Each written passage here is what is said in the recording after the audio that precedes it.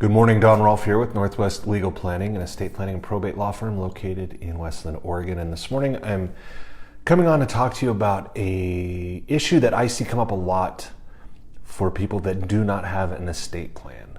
I get contacted by banks, sometimes family members, sometimes investors, on a pretty frequent basis throughout the year, looking to start a probate in order to transfer a home that's been sitting vacant for quite a while. And it's a problem that a lot of people don't think about, but if mom has a house and she passes away, and there's no will in place, and there's not a lot of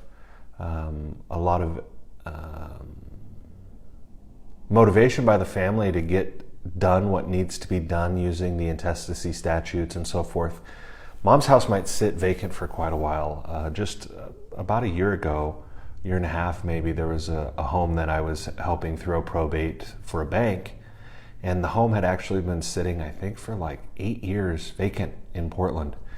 And it was really sad because if things had been done properly, if mom had had an estate plan and that house had passed pursuant to that estate plan to the children, they would have actually gotten something out of the home. But it ended up that, after sitting for so long, the home lost a lot of value, and the children ended up getting nothing out of the home. And it was really a very sad thing to see. And it's also, not great for the neighborhood as well, to have a home sitting vacant for that long. And it happens more frequently than you would imagine. There are actually law firms who represent banks, when people pass away and their mortgage stops getting paid. And these firms, one of the big things that they do is going after and trying to recoup the loans that are outstanding from properties that were owned by deceased individuals. And sometimes those those properties go through probate, so it's a lot easier. Or they have a trustee administering a trust, and those loans will get paid out of the estate. But if there's no estate opened, then those banks are left on their own to do what they have to do. And oftentimes they'll go over and they'll change the locks on the house, they'll lock it down, and that house will just sit there for a long time before the bank actually gets around to hiring that law firm and having them open up a probate as a creditor to get that piece of property transferred. And in those situations, after fees and costs and accruing interests and maintenance, oftentimes there's not a lot left over for the family.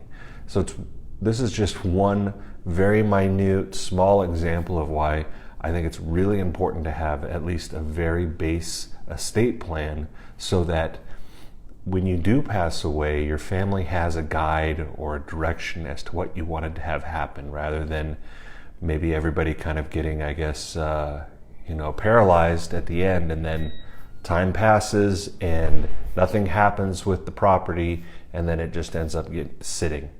And it's a very sad situation. And I'm happy to be able to help in those situations and to be able to make sure that property is put back to good use, even if the family's not going to get much out of it because it's just been sitting for so long. But I'd rather not have to do those. I'd rather not see those types of probates happening.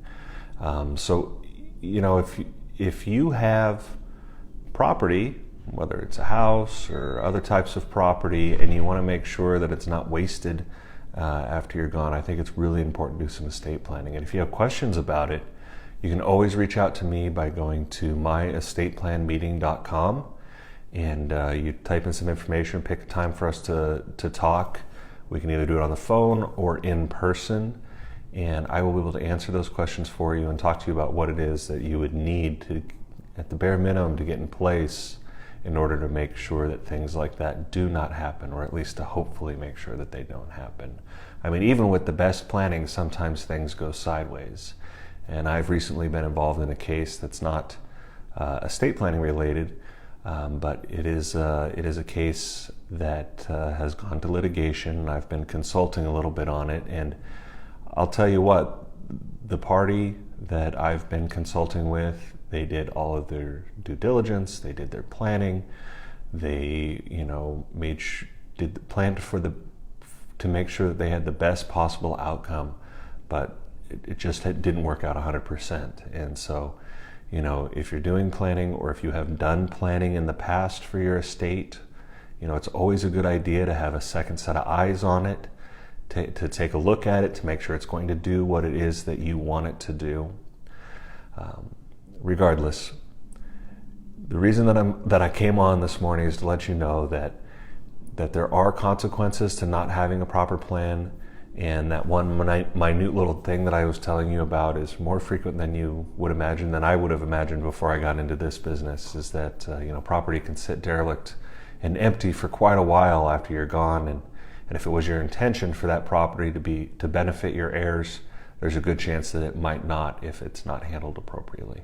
Anyway, again, if you have any questions about this, please feel free to go to myestateplanmeeting.com and schedule a time to talk, or you can leave a comment here, or you could Facebook message me. If you like this video, give it a thumbs up. I would really appreciate that, or share it with someone that you think may get benefit out of it. Until next time, take care. Bye.